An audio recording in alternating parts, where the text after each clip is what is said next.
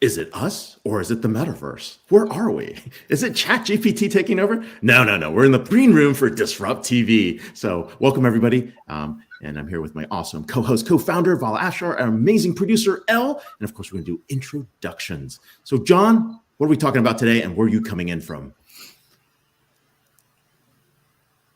Coming in from Northampton. No, it's back. Don't worry. Coming in from Northampton, Mass. Going to give Ray a hard time about Davos. Then we're going to deconstruct the industrial metaverse. Davos, as Holger says. Rebecca, where are we coming in from? What are you talking about today? Yeah, I'm coming in from the Silicon Valley area, and I'm going to be talking about Silicon Heartland. I'm a Heartlander myself.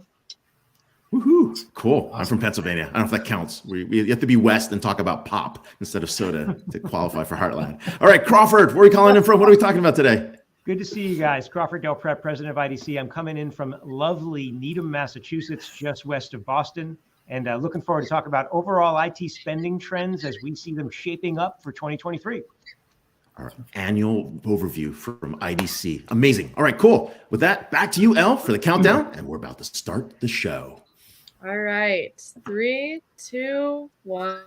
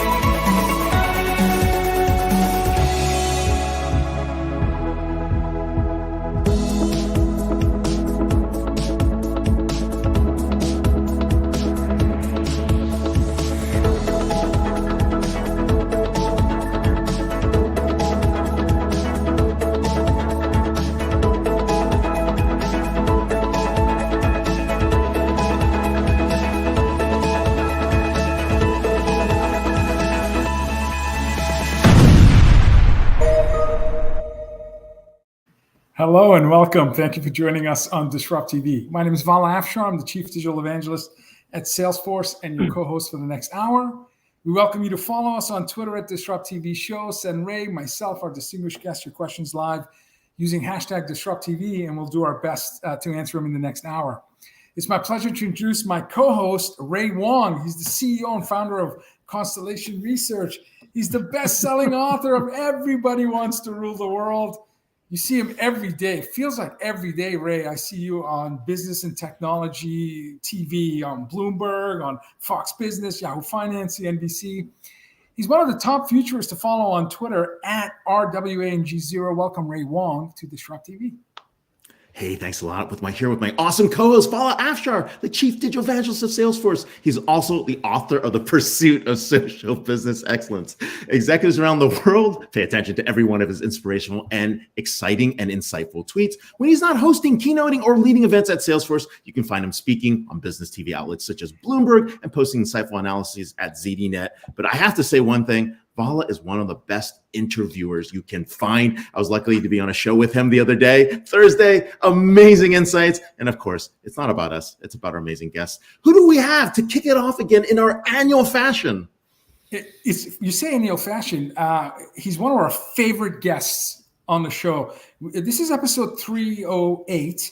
And by the end of today, we have interviewed 954 guests. Wow. But our second guest ever on DisrupTV is our next guest, Crawford Del Pete, president of IDC. Thank you. Crawford was on our show February of 2016. He helped launch our show. So we're forever grateful to Crawford. Crawford was appointed president of IDC in February of 2019. Prior to that, Crawford served as a chief operating officer, and prior to that, chief research officer. Throughout his leadership, IDC has established a leading position as the world's most prominent trusted technology market intelligence provider. Crawford is leading authority on the IT industry and has completed extensive research on the structure and evolution of information technology industry. He's frequently quoted. It's like you, Ray. He's on TV all the time. He's on all major publications. You see him on Bloomberg, Technology TV, and again, all major media outlets. Again, second interview in the history of DisrupTV. So he's a first ballot Hall of Fame inductee into DisrupTV. You can follow him on Twitter at Craw, C-R-A-W. Again, early adopter. Welcome back, Craw. Great to see you guys. Thanks for having me. It's such a pleasure. Great Really look forward to catching up with you guys. Look, it's amazing. We are in a massive amount of disruption. Your conference is Tech to Scale the Digital Business. You're going to be talking about how to navigate the storms of disruption in this golden age of tech. Before we go there, talk about what you see as that landscape, because you guys put together the forecasts, the data models that the industry relies on. What does it look like? Because I'm confused. Are we in a recession? Are we not in a recession? Is the chip market dead? Is the software business coming back? What's going on? Okay, Ray, here you go. I'm going to make you a little like wallet index card. The chip market, not dead. Yeah. The IT market will continue to grow. And the economy. Are we in a recession? Maybe. We'll find out over the next couple of quarters. But if we are in a recession, it's probably not going to be a very deep recession. And I think the legacy of what we're seeing in the market is that, like we saw in the downturn in 2020 when COVID hit, is that even in the past, and we've seen this many times before, when GDP gets the sniffles, IT gets pneumonia. And IT just collapses. And that's really not what's happened in 2020, and it's not what's going to happen this time. So right now, we're still looking at a scenario that says we're going to see IT spending somewhere between 3% and 5% this year. And I think right now we're probably trending toward the low end of that band. GDP is probably going to be around 1% to 2%. And so once again, you're going to see that IT is going to outpace GDP. That is different than what happened in 2000. It's different than what happened in 2008. And this is a big trend. This is this golden era of IT. And what we're seeing is that we had a platform dislocation. We had a platform dislocation about 15 years ago, and that was the emergence of cloud and of mobile. And that meant that we had to rethink our relationship with technology and how we evolved and built our software. We had to build it for the cloud. We had to build it for mobile. And we believe if you plot that as an S-curve, we are at that sweet spot of the S-curve. We are in this era of multiplied innovation, where we are seeing technology transform every single industry. And that means that if you look at a category like infrastructure as a service, I get it. Azure was slower than people expected, but we growth in this past week with the announcement at Microsoft, but we still are seeing 20% growth for infrastructure as a service. If you look at SaaS, we expect that we'll see low double-digit, high single-digit growth for SaaS this year. So let's call it 10% just for the sake of the discussion. And that includes, by the way, software. So all different flavors of software. So we are seeing that people are continuing in this downturn to invest in tech. So what are they doing? All right, what are they doing? Well, if you're building hardware right now, particularly consumer hardware or hardware that is related to devices, you're getting creamed right now. We're basically pushing. We pulled forward 2.5 years of demand during COVID in PC and in mobile devices. That's a tough business to be in right now. But if you're helping companies build their next generation digital technology, we're still seeing a significant amount of demand out there. If there's a payback associated with it, customers want to invest in it. So your Twitter feed and IDC very regularly publishes global trends across these different technology segments. This is all January, right from your social feed. Top tier North America distributors reported revenues of almost 22 billion in Q4 of 2022. It was about a 1.8% decline.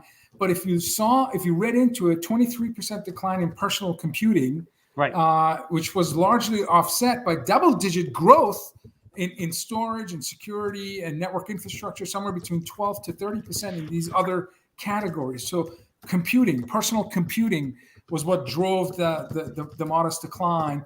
Smartphones, worldwide smartphone shipments declined 18% year over year to about 300 million units in Q4. In Q4 alone, and we expect they'll drop about 11% in revenue this coming year. So again, just a really, really tough market if you're making devices.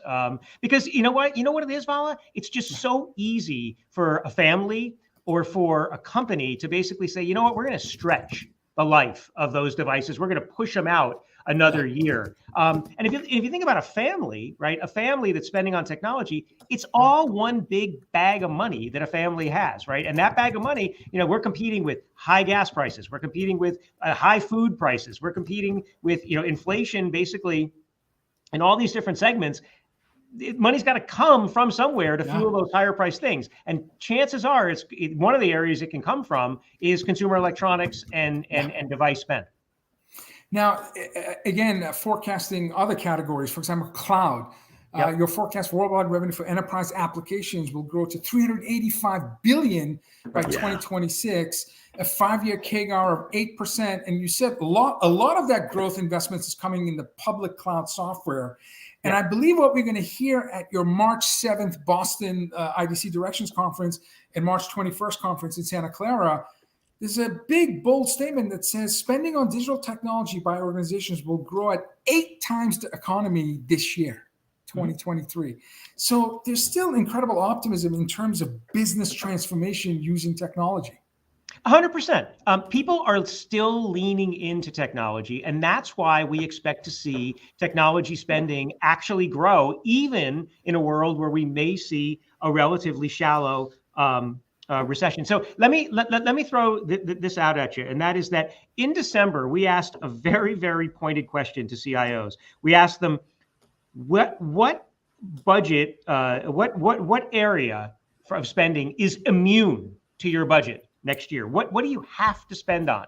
And guess what came back? Security, data and analytics, infrastructure, customer experience. Those were the top 4 categories that came back and said, I can't cut spending on those. Otherwise, I'm going to be facing a potential unsecure risk to my organization, or the potential disruption of a better funded competitor who can create a digital service that I just simply don't have. So, again, we're in a, I think a lot of people forget about this, and that a lot of the spending that we're seeing is kind of the final insult from COVID.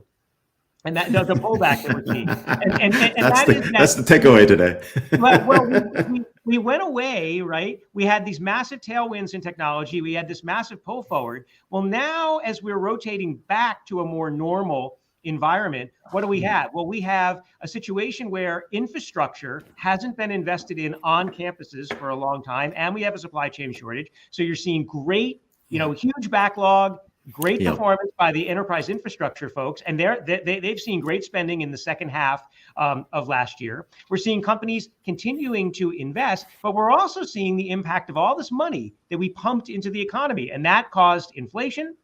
That caused what do they say about inflation, right? It goes up like a rocket and it comes down like a feather. And it's going to take a while for us to get inflation under control. So, we're seeing this overhang, and that overhang is affecting some of very, very large categories that move the needle. And, people ask about, well, PCs are about that big. I challenge you to think about a device that costs over $1,000 at retail, and a lot of times cost $2,000, that basically every man, woman, and child on planet Earth in the industrialized world needs to get their device done. And by the way, has a 3 to 5 year life cycle. That's a category that generates a lot of revenue, and people forget about that on a regular basis.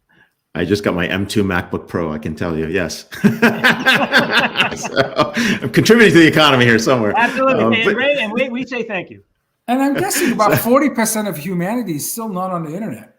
I mean, I think we passed the 50% mark only a couple of years ago. Yeah, we have a long way to go, and we're going to bring a lot of people on, and as we bring them on, that's going to help. But honestly, now we're getting down to really, in terms of bringing those people on the internet, it's really about bringing connectivity to a lot of those people around the world, and that'll happen. But what really moves the needle is this industrialized world. Yeah. And so what we're not seeing is really an IT slowdown. We're actually seeing a normalization of IT spend, and IT is now part of that critical infrastructure that's needed. It's no longer, it can't be ignored because we are moving into that age of digitization. So those are big trends, right, that you've been talking about here. Some of the other trends that you're talking about, I mean, really impact like industries and the workforce and what's happening there. Let's talk about those that you're seeing as picking up for 2023 beyond what we think of the Great Resignation or the refactoring. There's something between automation at machine scale and tying that back to human scale. Yeah, absolutely. And so what we're seeing, Ray, is we're seeing, and we think this is going to be a big story in 2023, and that is, how do CIOs take dollars away from projects that are necessarily that are running the business? How do they apply automation to those projects, and then how do they move resources to new projects so that they can continue to invest? And I think that again, it's those projects that deliver that immediate or that very, very near-term horizon ROI that are going to get the highest attention. So this is where kind of tough to make an argument to invest in sort of next generation metaversey kind of stuff long term. But if I can apply automation, and if I can really start thinking about how I can get my order to close rate faster, how I can think about engaging my customers in a new way and in an automated way in order to get them to move to the next stage of the buying cycle, that is going to be an immediate payback. Obviously, we're also seeing some huge macro trends here in manufacturing that have been moving for the last 8 to 10 years, which is, the electrification of cars, the infrastructure to build that out. Those companies can't stop investing. And by the way, I'm not just talking about Tesla, but I'm talking about all the traditional car companies that we all know about as they make their pivot. Well, guess what? They're going to need to invest in new manufacturing. They're going to invest in new infrastructure. And that means investing in technology to change that entire infrastructure, but ultimately to build a new kind of bond with their customers. That happens with technology. So if you can't tell, I'm super optimistic about technology. Is it going to be a great year for tech? No, it's not. We're going to see a normalization, as you say, Ray, but tech matters more than ever before. And if you don't invest in it, you're going to have a real issue going forward. I see you traveling the globe and meeting with all your incredible IDC staff. I'm assuming the analyst community is probably north of 1,500. You seem to have a great bond and fondness. Tell us about IDC. How it just when I see your social thread, it just feels like you're loving what you're doing. I really do. Look, I am incredibly grateful to be working with this team. I've invested a very, very long amount of time in it. We, to your point, Ray, we have over 1,300 analysts around the world, and from we're in 52 countries around the world. We research over 110 countries, and it has been my privilege, and it continues to be my privilege. And we have made our pivot, right? We are making our pivot to change the way the world thinks about the impact of technology on business and society, and we live that every single day. And we are pivoting to new categories in the tech vendor space, and we're acquiring companies. In April of 22, we acquired a company called Metri out of the Netherlands.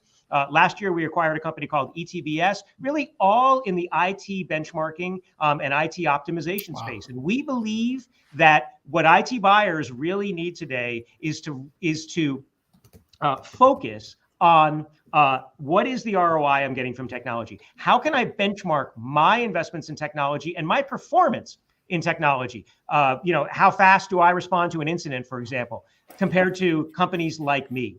And this has been a great strategy. We are doing super, super well across all of our areas. And then, we will continue to invest in that space. The other area where we're investing dramatically is in our data. We are building out next generation data sets around channel partner ecosystems, around understanding buying trends down to the customer level, around understanding the emergence of new technologies. And we've put all that together into a unified data cube, if you will, in order to really find those connected insights between technology in order to understand. So what does all that mean in real life? if you're a company that's entering a new category, how do you come to IDC and understand who are my competitors going to be? What partnerships should I be thinking about? How do I think about creating the right ecosystem for this category? And again, the golden era of tech. So as tech continues to hit this sweet spot, we want to be that go-to source for all that information. My company is a customer of yours, and we love the insights. You absolutely shape the way we go to market. So keep doing what you're doing. It's you're truly a trusted partner. Really appreciate it. And again, grateful for the team every single day, and grateful for all of your partnership. Thank you very much. Thank you. No, in the collegial world of analysts, I mean, this is amazing. Crawford, it stands out among the rest. I mean, IDC is going to be building an amazing data model that is going to be unlike any other. We talk about data-driven digital networks. I mean, IDC is sitting at the heart of that data, and those insights are going to be pretty powerful. Totally. We're here with Crawford Del Pete, president of IDC, our guest number 2 for DisrupTV. And more importantly, you can follow him on Twitter at Craw, C-R-A-W. Happy Friday, and thanks for being here. Happy Coolest Friday, handle on Twitter. Coolest handle. It doesn't get better, man. Thanks so much for having me, guys. Appreciate it. Thank you, Craw. Yeah, he's awesome. He has the same level of humility when I knew him as an analyst, as a chief operating, and now president. He's just an incredible person. And speaking of incredible people, we only invite incredible, big mind, awesome authors on the show. And that's no exception with our next guest, Rebecca Fannin, journalist at CNBC and author of The Silicon Heartland. Rebecca is a journalist, an author, and a media entrepreneur who has covered global innovations for more than 20 years. She started when she was 15.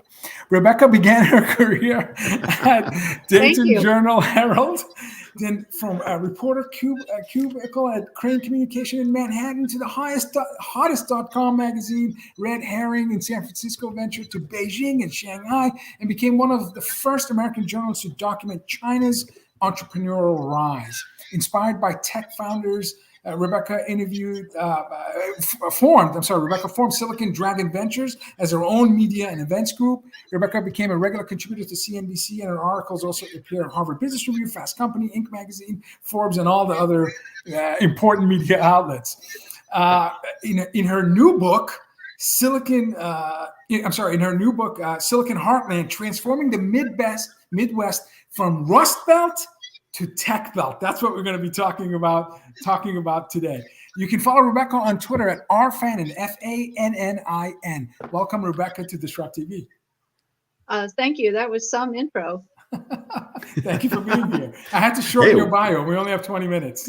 Yeah, We have great guests, and their intros are always amazing. And Vala has the best intros in the business. So, but hey, this is a very important book, right? We're talking about deglobalization. We're talking about bringing manufacturing back. You just heard from IDC, from Crawford, talking about manufacturing renaissance that's actually happening, right? I can't say I really grew up in the heartland. I was in Eastern Pennsylvania, but I might say maybe it's close.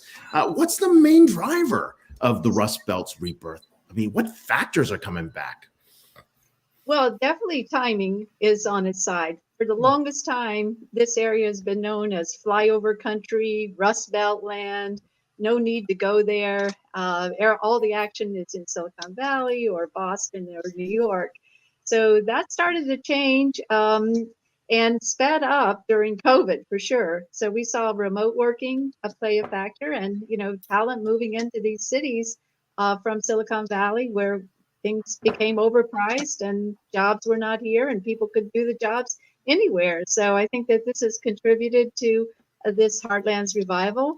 We've seen a lot of new venture funding going in from new firms like Drive Capital in Columbus and High Alpha in Indianapolis and Magarac in Pittsburgh. So 4 times more venture capital spending than 10 years ago. And a lot of these places are Steve Case was pushing this for a long time, right? I mean, Steve Case was pushing this very, very, very long ago. So yeah, rise of the rest, definitely. Right. So I have actually spent a lot of time in the Heartland, going from market to market and doing grassroots research in my Honda Element, driving all over the Heartland, like 26 cities during COVID. And so I got to interview everyone, it seemed like, the mayors, the politicians, the business leaders, the town champion. the entrepreneurs, the venture investors. It was very easy to get these interviews because nobody was traveling. And I was traveling in the region, and they were glad to meet me as long as we had social distancing, and we wore a mask. So it was great timing to do this project. That's amazing. So you're in the Honda Pilot driving to 26 different cities and locations. Is there one that stands out? What's the most impressive interview or city or place that you visited? And it's amazing. You just, if I heard correctly, you said 4x more investments in technologies. That's amazing. Yeah.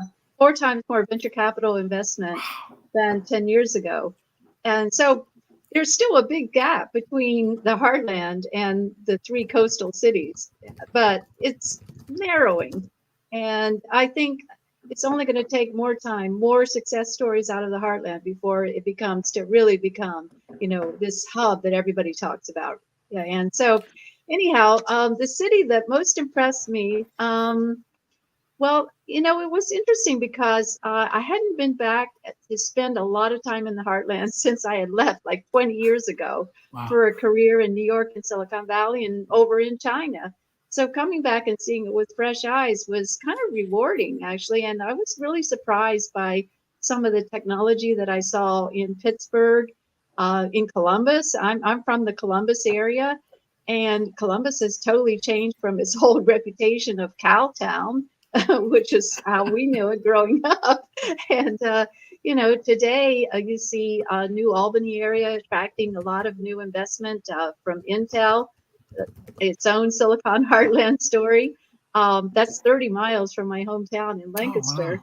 And, in Pittsburgh, the rustiest probably of the Rust Belt cities, it's totally transformed now as a tech town with AI and robotics.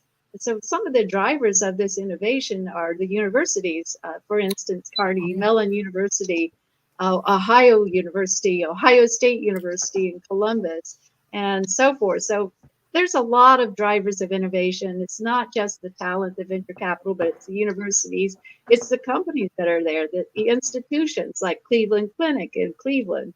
That's a major driver of biotech innovation in the Cleveland city.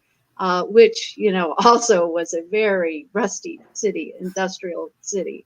And so all of these cities are in transition. And to me, it was rather surprising to see it up close and personal. I can feel the sense of pride in how you describe going back and finding this incredible transformation from a rust belt to a tech belt. So I can just sense it as you're speaking about it. So it must have been a joyful experience writing your book. It was like a cultural homecoming in a way. When people would speak, I would automatically understand what they were saying before they would finish the sentence. This is not something that I was used to in New York City or Silicon Valley or China or anywhere, that I was covering previously. So to me, it was kind of heartwarming. And, I related very well to their stories and their hard work and their diligence and just the true grit of this region, which was very similar to China, the kind of grit that I saw in China too, the kind of ambition, grit, determination. I was going to ask you about that, right? I mean, we see the Silicon Heartland as a place that we're actually going to see to compete with manufacturing in China. That landscape is going to look very different in this deglobalization environment. We've got a lot more automation, a lot more technology that's coming in play. How do you see that playing out? Like in terms of where technology and how the Heartland is going to be able to be a place to compete with China. Yeah, well, you see, the CHIPS Act is spending a lot more money for semiconductors, and that money is going into places like Intel around the Columbus area. So, advanced manufacturing and robotics and AI are playing, and 3D printing are playing a big part of manufacturing today. So, manufacturing has become very techy, and that's the Heartland heritage. It's manufacturing. So, to me, that was another surprising element of doing the research for this book, is that I really discovered how connected the region still is to manufacturing and how technology can play a part in helping it transform. Yeah, I mean, it's a place where you make things, right? I mean, big engineering schools, cold weather, lots of beer means lots of innovation. That's right. That's right. So you traveled extensively in the process of writing the book, and you met obviously you saw incredible places and transformation. Do you think there's a possibility for the next Steve Jobs or Jeff Bezos or Elon Musk to come from the Rust Belt? Is there a particular person or ambition and grit and vision that you experienced as you were learning about this transformation that's happening? I haven't really met the Steve Jobs of the Heartland yet, or the Jack Ma of the Heartland yet. Oh, the Jack Ma, right. Yeah, or Jack Ma. Before that, my book, Tech Titans of China, it came out in 2019. So, that had Baidu, Alibaba, Tencent in it. Wow. And I really haven't met the comparable person yet in the Heartland.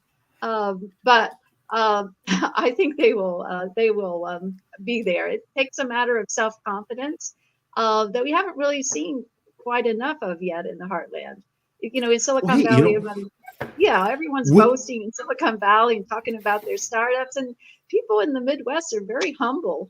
They don't go around bragging about themselves. So is it possible you may have met her, but she was so humble and she was so great at listening and being interested in you that they just didn't show the intellectual horsepower and vision that may be there? It could be. It could very well be.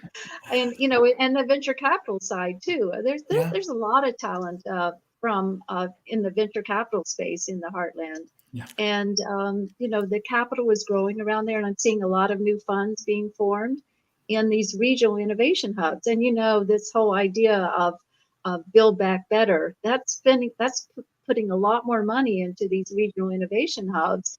And each one of these technology zones has its own specialty. So that's another thing that struck me in the research of this, is that it wasn't just a universal technology. Yeah. Each place had its own specialty.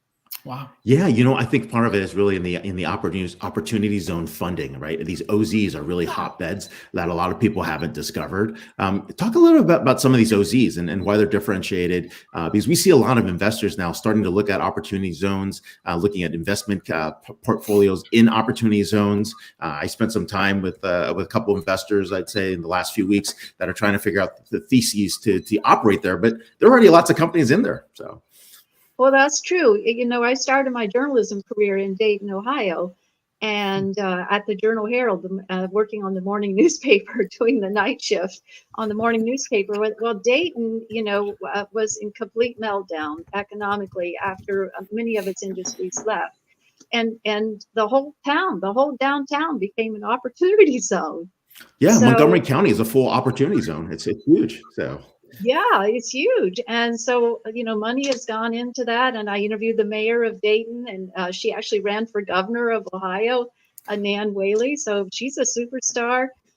She helped to turn Dayton around. And of course, Dayton has the advantage of having the Air Force research laboratory there. And that's a lot of military innovation around Dayton. So I was very keen on Dayton for that reason. And like you said, this opportunity zone, rebuilding industrial parks, opening up old warehouses and turning them into tech towns. That's happening throughout the Heartland. You see all these old industrial areas being transformed. What's keeping you from moving into Ohio? So San Francisco and New York, you're on the edges. Yeah. Well, I have to admit, I do miss traveling overseas.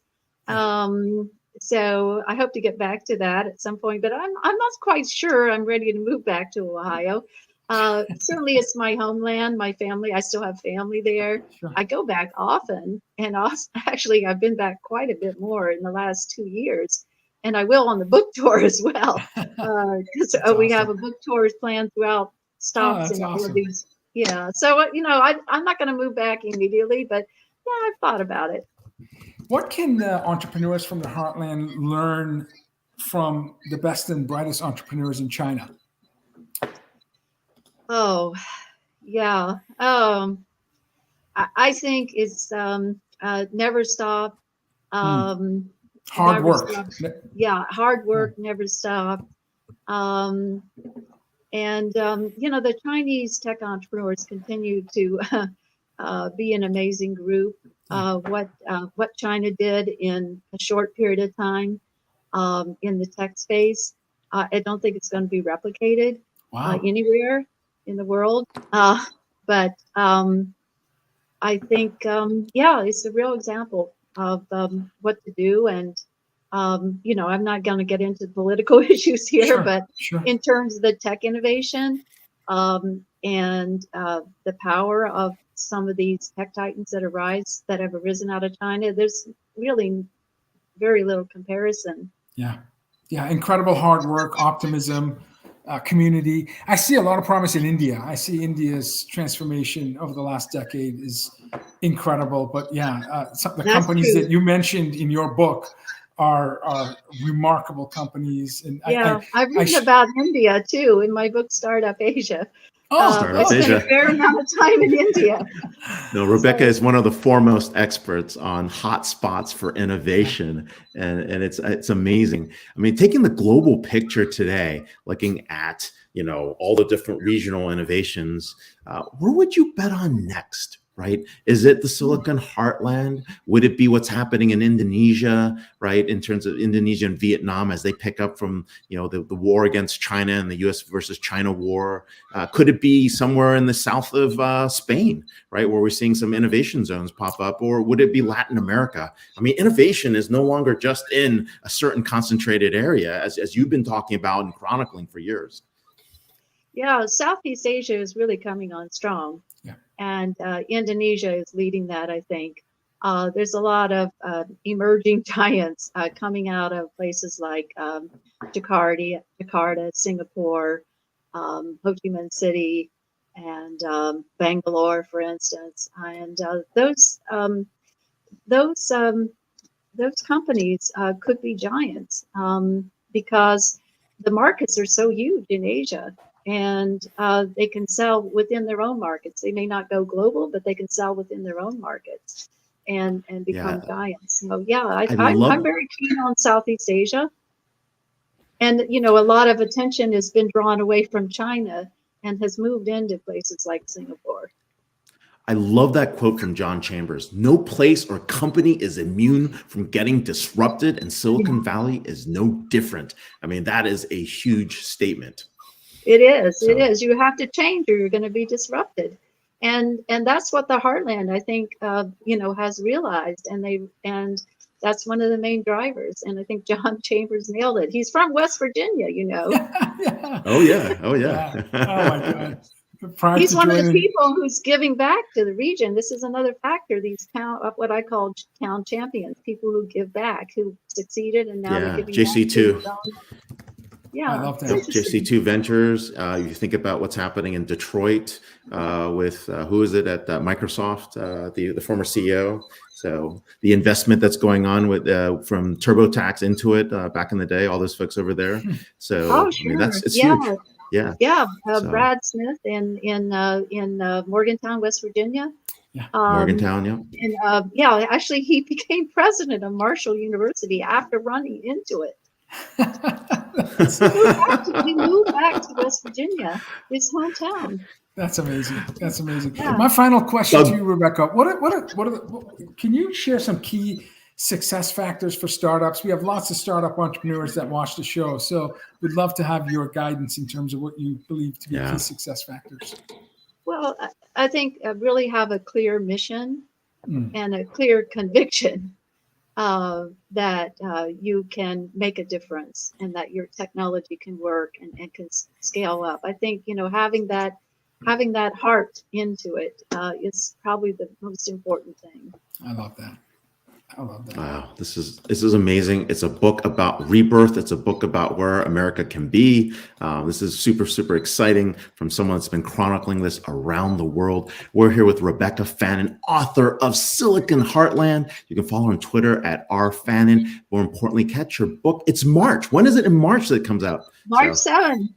Oh, March great. 7th. She's already got the copy in her hand. That's like the best one. Is that the galley or is that the real one? So this is the author copy.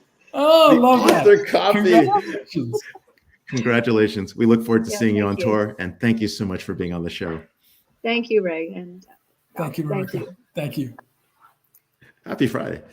Yeah, Rise of the Rest. I mean, if you've been watching Steve Case for years, he's been advocating the incredible rebirth of states outside of the coast or inside of the coast. Okay. No, and people like Doug Burgum. I mean, they basically at Microsoft rebuilding what's happening in North Dakota, amazing stuff in Fargo. I mean, we're seeing this all around the world where tier 2, tier 3 cities are picking up from tier 1 cities who people are being priced out of, and all the factors are coming back. So very, very exciting. So Ray, if this was Saturday Night Live, our next guest would be here with a 10 jacket.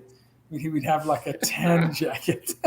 Jon Reed is the co-founder of Diginomica, and he's been covering enterprise space since 1995. I love reminding Jon how long he's been doing what he's been doing. His signature weekly column, Enterprise Hits and Misses, covers core areas, including customer experience, pursuit of analytics, and ROI, work, future, skills development, and realities of transformation efforts.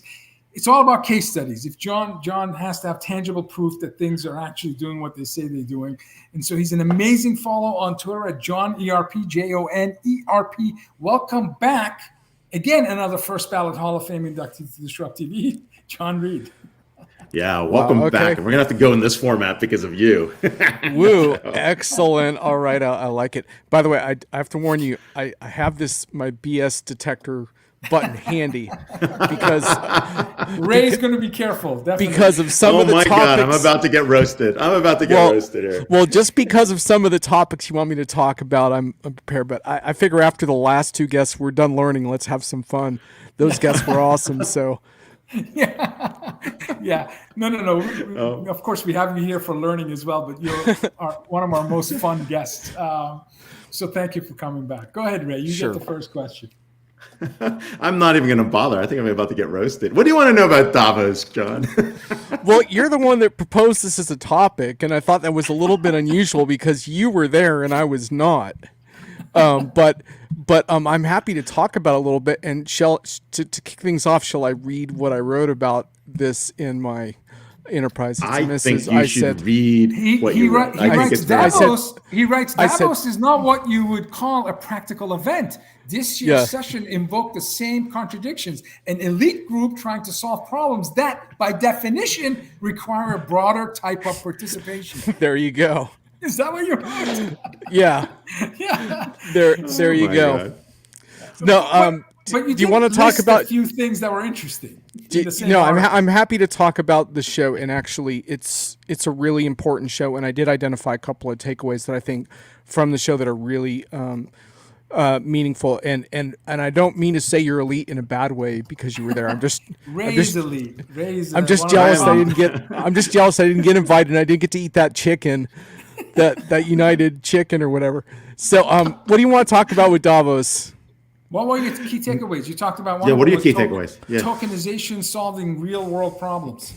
Well, okay, so there's so many topics you could hit on. I mean, I know you wanted to maybe talk about greenwashing at some point because there was a lot of sustainability conversations, but I thought like the thing about Davos that really stuck with me, it came out around this notion of it was a CNN article I read talking about sort of this awareness of sort of global instability as a backdrop against the kinds of business challenges that we want to address, and this sort of this notion of resiliency, right? Because like, who knows what's going to happen next, right? And one of the things that really jumped out was a growing consensus that supply chains should be shorter, and if possible, production should be located in countries seen as allies with shared values. A reversal of decades-long efforts to make goods as quick and cheap as possible.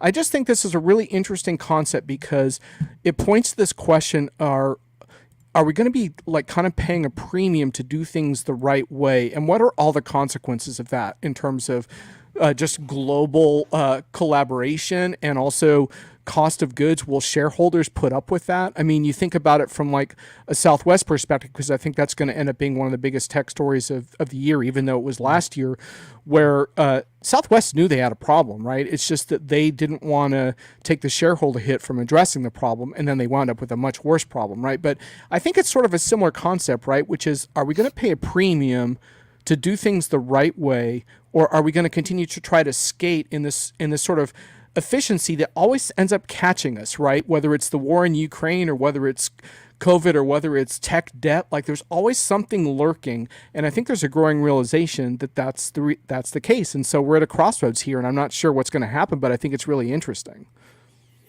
Yeah, no, it's a great point. I mean, it's why CEOs are only there for 3 to 4 years. No, I'm just kidding. Yeah, they're just moving. They're just keeping the balls pass in the the air. hot potato, basically. Yeah, they're keeping the balls in the air. But that's a really great question. On a deeper level, if we do deglobalize supply chains, everything's going to cost more, right? And the backdrop of that is the fact that we've got G7 versus BRICS. Right, the BRICS are playing a different game than the G7, and the alliances that are being created are pretty complicated. It's no longer U.S. versus China. It's no longer, even just West versus East. It's G7 versus BRICS. Developing countries with growing populations are suddenly realizing their power and their heft in the economy, and that's the backdrop. That moving to globalization, what Rebecca was talking about, right? Manufacturing is moving to a much localized environment, and the supply chains have to come with it. It's not like you can just take a plant and move it. It's like, hey, we're going to build 100 million iPhones in the U.S. That's not going to happen because we don't have all the supply chain and all the tooling and everything that's required to do that. So it doesn't happen like that. So that notion of deglobalization is real, and it's really weird for that to happen in Davos, because that is the place for globalization. That has been the place for where people have been trying to build these new economic models, and now they've got to rethink that. And so you're right. It's very bizarre. Was the tone more positive this year than last? I saw a dozen or so CEO interviews, and I felt there was more pragmatic optimism in terms of what they were speaking to for the next 12 to 24 months. Did you feel that there, or no? Did you feel? I felt that Davos, the one in the spring, everybody was trying to psych ourselves into a recession. By the time we showed up here in January, people were like, if that was the recession, we're not sure what it is. We're still waiting for it. So you know what? We're going to be really practical about it. Right. And you're right about that. But what did it look like from your view, John? I mean, from the outside, was it look like people were optimistic? Were people still pessimistic? Did people see like a ray of hope somewhere? I think it's kind of a mixed bag. I mean, I think there's a sense that we are experiencing some profound transformations that create opportunities, but there's also this acknowledgement, which I kind of found refreshing, that so a big part of the reason why I can appear like there's two reasons why I appear grouchy around technology. I actually really believe in transformation. If I didn't, I couldn't do this anymore. It would just be BS. But what I think was important in Davos was the recognition of how technology, culture, process, geopolitics, it's all part of the same thing. And I think that's actually refreshing, but it can be a little sobering because that brings a pretty broad landscape to conquer. But I do think there were some really interesting things going on there as far as realizations of like, yeah, we actually can attack these problems in new ways, and a growing sense of cooperation, like not necessarily amongst enemy countries, but amongst businesses in the same industry. And that was a big theme. And one of the panels I saw that SAP was on around like Christian Klein, the SAP CEO, talking about this notion of competitors being willing to share more information than they have in the past because of a collective sense that they have to advance this together. Now, I don't think that's going to happen overnight, but I do think that those things are encouraging, and maybe that's where a little bit of the optimism is coming from, is a sense that we're all in the same boat. We have to quit beating each other up all the time. Now, while at Davos, Mr. Wang hosted a metaverse panel. Oh, geez. So I'm going to switch gears to, it's still Davos, but it's Davos and metaverse. Oh boy! In a Diginomica article recently published, I think last week, ABI predicts that the industrial metaverse market could grow to almost 100 billion by the end of this decade, 2030, compared to 50 billion for consumer version and 30 billion for enterprise collaboration. So companies are using it to roll out electric cars, streamline supply chains, design factories of the future, while balancing this financial costs and carbon emissions.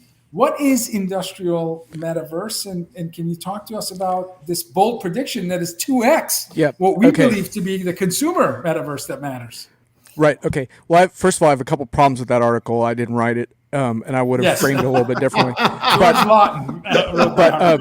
But having said that, I have a general problem with these extravagant things around $1 trillion this, $3 billion that, and the reason for that is that those figures are always subject to revision, and the problem is that it sounds like we're all going to make a lot of money, and that's not true. It's a winners and losers scenario, and a lot of the winners in that will be things like infrastructure, technology, equipment providers, consultants of various flavors from famous firms. It doesn't necessarily mean that it's going to achieve that ROI impact. Yes, but just to give Mr. Lawton credit, he did cite Siemens Digital Industries grew revenue by 25% in the last 2 years by consolidating its various tools into the industrial metaverse. So just like every Diginomica good article, there's always use cases. There was a use case in there. The problem right now is that those are a little bit in short supply. I want to read you a quote that I want to ask you. You tell me if you can guess who said this. This is a quote. Overall, the metaverse is almost entirely hype and baloney right now. If you're worried about your company needing to jump in right this very minute to make your metaverse play, you can stop worrying. Who do you think said that? Any guess? Mark Zuckerberg. Good try. Philip Rosedale, whose company Linden Labs created the pioneering virtual civilization Second Life. You think he knows a thing or two about what he's talking about? And so look, this notion of preparing yourself for something is one of our favorite things to do. And that's not necessarily a problem. It's actually good. It's just that what you're going to prepare yourself for is very company and industry specific. For example, are you going to prepare yourself for 5G, IoT sensors, industrial metaverse, blockchain, Web3? Are you going to do all those things at the same time while you're contending with these intractable problems around data and customer experience and everything else? No, you're going to prioritize. So that's why we have to use these terms with precision. And actually, I reject the term metaverse. So I don't even agree with the term. There's a couple. John, is it interactive digital twin when we're talking about industrial metaverse? So here's a couple of problems. My first problem is that when you say the word metaverse, you're essentially giving Zuckerberg and Accenture credit for technologies they didn't develop, create, or mature. And there's a lot of pioneers in these fields that deserve a lot more credit, because when you peel the term back, a lot of the technology we're talking about are AR, VR, and virtual twins. They all have deep histories. They've been evolving over a long time. They are not exploding out of the gate in the last year. Even digital twins go back to 2002, right? Yeah. So that's one of the first things. Now the other thing we need to do, get a little more precise, and then I'll tell you why I embrace a different term. First of all, metaverse is not Web3. Metaverse is not decentralization. Metaverse is not blockchain. It could be those things, but it's not. The questions that I want to see people asking, for example, are how do you define it? Like for me, like I define the metaverse in more of a Zuckerberg sense, in the sense that I think the metaverse should be viewed as, first of all, something that's immersive, something that's interactive, and something that we do a lot of the things that we do in the real world, but in a different virtual place, which includes forms of commerce. That might be digital currency, it might not, but there would be a form of commerce in play. And there are environments like this that do exist, and especially in the gaming and stuff like that, some of them are making a lot of money. So to me, that is the metaverse. When you read the industrial metaverse stuff you're talking about there, a lot of that is digital twins and 3D simulations. One of the things we have to think about when we think about the metaverse are things like immersion, equipment, and avatars. So when you think about immersive experiences, they can be very powerful, but they also come at a premium, right? Because when I'm immersing, I can't do something else. And so like for example, augmented reality, like when you're driving, you have your GPS on. That's great, but Ray's also making a phone call while he's driving. He's probably got doing the show. He's got two phone calls on. He's not. Our immersive time is precious, and so we have to justify a business case around immersion, and we also have to justify a business case around equipment and adoption, right? So those are the reasons why I have some issues with the term. What term do I accept? I accept the term gestating multiverse. Now you can get rid of the. You can get rid of the. Gestating multiverse. Hang on.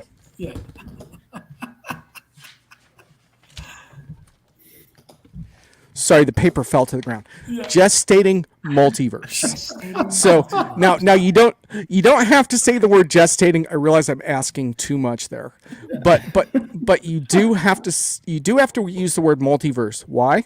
Because all these are separate environments with separate standards. We need interoperability if we're going to have a metaverse.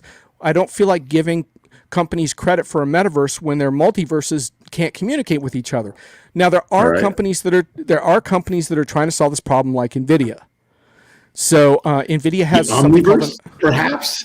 Yes, an omniverse. What do you know? It's kind of like a multiverse, but it's got a different flavor. But you get my drift. Like there's a way of talking about these concepts that help us to understand what maturity level we're in. And once we understand that, we can actually dig into it. And in fact, I pulled up a really interesting article today from a site called Unity, and the article was essentially an overview of the impact of digital twins on various industries. And there's actually a whole lot of very, very compelling examples, from aircraft inspection and maintenance, and you just name the industry: automotive, 3D car design, autonomous driving simulations. Where is the TCP/IP for the internet or the HTTP for the web? Who's the governing body and the protocol that allows this interoperability of the verses? Right. Like, where's that? That's the problem, is that we don't have that yet. No. There's an open metaverse alliance, John. I met Dirk Luth. That's what he does. So No, there is. It is there. It's the problem is you have to watch the players involved and see if they converge upon that alliance. IEEE is putting standards together right now. Yeah, exactly. So at least there's an awareness of the problem, right? 5 years away, Ray? But 10 years away? 3, actually. But the point is that, like, if you want to talk about a $2 billion economy, you better have that stuff sorted out first. And so I just want to be a little more clear about the fact that we're still in that gestating space. But that doesn't mean there's not interesting use cases. I would just prefer to talk about them as digital twin use cases, not as metaverse use cases. Now, I think there's some really interesting metaverse use cases. As I was doing this research, one of the things that I was reminded of is how powerful immersive experiences are in a sales context for complex items, right? Like everything, like if you want to buy a plane, for example, wouldn't you want to like go around the plane and go inside and stuff? Yeah, you would. Of course you would. The same thing with certain kinds of commercial real estate, and so you can certainly imagine properties, even residential real estate, the process of buying a home and feeling comfortable enough to drive to the location and actually physically see it. They don't exist today. It's absolutely service and plants. Right. But if you look at the two industries that really push these envelopes the most are gaming and military. Now, I can't speak to a lot of military stuff because I don't have the clearances. Maybe Ray does. But on the gaming side, one thing that's interesting is that when you look at something like a Roblox, not my favorite company, but hugely popular with young people, they don't require you to put on a bunch of gear and all that kind of stuff. They have some VR stuff, and they have a couple blockchain games, but you don't have to do that stuff. You can just do it on your phone. And I think one of the things we have to sort of be mindful of is when we talk about revolutionary technology, we have to have a pretty high standard. The reason the mobile phone is revolutionary is that almost everyone on the planet has it. I mean, I hate to say this because this is really sobering, but I see people on the streets in my town all the time watching their mobile phones while they're trying to stay warm in their sleeping bags at night. That's a pretty ubiquitous technology at that point. We're nowhere near that with metaverse scenarios yet. And so we just need to just be a little more humble, I think, around how we use these terms. That's all. My last question about humility and technology. Sorry. A very recent Diginomica article talking about generative AI. Not going to mention any company names or anything. Oh, yeah. But some of the things I saw in the article: has no customers in production yet, gets massive unicorn valuation, is being run by kids with no business backgrounds. And towards the end, the paragraph, blowing through mountains of cash, should never be a tech company core competency, and it never should be a source of pride. How excited are you about generative AI? Well, I'm a. By the way, you didn't write this. I didn't write that one, but the founder of the company. So I didn't write that one, but I wish I had. You have to approve our articles. No, I do not. But I approve of that one though. That's for damn sure. Look. look, AI is powerful stuff. I mean, one of the things that I believe in is that, there's this whole hype cycle. Not everything ever comes out into the plateau of productivity. AI is something else entirely. I was trying to think of a term for it. It's like the mountain of malevolent magnificence or something AI is like it's auto big. magical mountain, the malevolent. It's AI is big and it's real and it's something we have to contend with. And there are very powerful use cases, but there's also very, very concerning use cases, because obviously one of the weaknesses of what we have right now when we talk about AI is a very specific form of AI that has advanced to a very high degree. And that form of AI is very, very good at huge training sets and then spitting that data back out in different ways. It's not very good at truth, and it's not very good at reasoning. And so as a result of that, it's very good at putting out misinformation at scale. And so when you evaluate AI use cases, yes, exactly. And so, like, for example, we're looking into recently, like how Russia tried to influence the last election with a bunch of misinformation. Now bad actors can use tools like this and do that at a much greater scale and magnitude than they could before. Well, they learned from the Russian training set. Right. Yeah, exactly. So the best way to think about this type of AI from a use case perspective is, how accurate do you need it to be? If you need it to be 100% accurate, it's going to fall short and it's going to cause problems. And that's why you can look at all the setbacks it's had with autonomous driving, because this form of AI isn't 100%, and it can't, because it can't anticipate new scenarios. So the same thing would be true for like medicine, for example. You don't, if you're going to have a medical diagnosis. So anyway, the whole point there is, if it doesn't have to be perfectly accurate, then it can be great. And so things like pricing and real time, customer experience stuff, all that, there's all kinds of AI use cases. And if the human life isn't on the other end of it, right? That's the other piece. It's not based on grounded truth. Yep. Absolutely. We're here with Jon Reed, Are we out of time? co-founder at Diginomica. Unfortunately, We're pulling off the show. 1 hour special. Ray, we need to have a 1 hour special. 1 hour with the Diginomica team. That would be pretty wild. Yeah. Okay. We should do that. So, but Jon Reed, co-founder at Diginomica. You can follow him at Jon ERP, and we won't be talking about greenwashing on this episode, but I'm sure we will in the future. So thanks a lot, Jon. Thanks for being on the show. Thank you, Jon. We'll see you in the green room. Is there a more prepared guest than Jon? I mean, definitely more prepared than we were. I mean, he writes in advance his thoughts. Super coherent, that's why he's a media company co-founder. That's pretty awesome. Wow.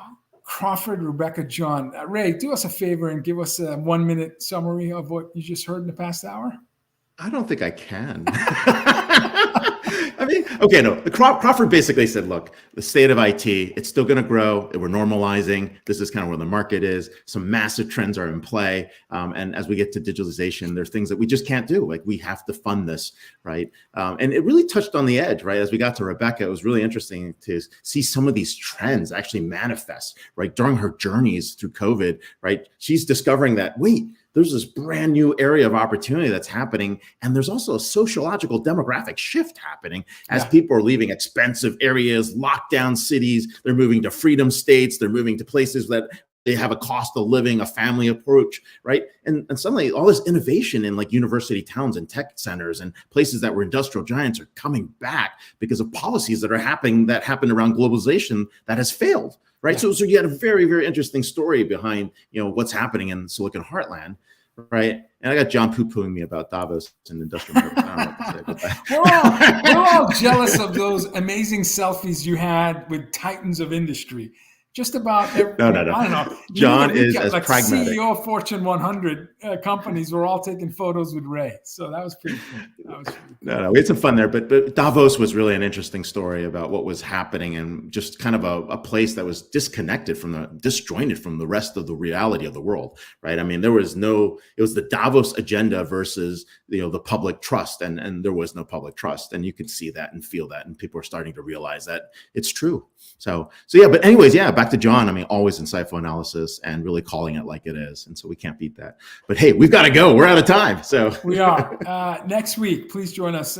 Christina Villavavas, CEO of Cloudera, David Boyle, Director of Audience Strategies, and Jennifer Moss, the author of a new book, Burnout Epidemic. So it'll be episode 309 next Friday. If it is Friday, it's Disrupt TV. Thank you for watching, and we'll see you next week. Take care.